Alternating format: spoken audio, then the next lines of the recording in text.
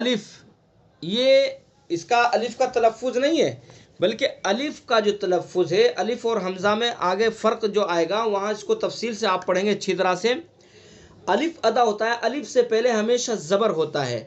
کیسے؟ با الف زبر با، یہ جو کھینچ رہا ہے یہ الف کی وجہ سے کھینچ رہا ہے، اور یہ الف کا مخرج ہے۔ با تا، تا الف زبر تا، تو منہ کے خالی حصے سے الف ادا ہو رہا ہے، تو وہی پہلا مخرج بتایا گیا ہے الف کا، جوف دہن یعنی منہ کا خالی حصہ، منہ کا خلا، یہ الف کا مخرج ہے۔ با تا ثا، تو الف جو کھینچ رہا ہے، الف سے پہلے ہمیشہ زبر ہوتا ہے، ٹھیک ہے؟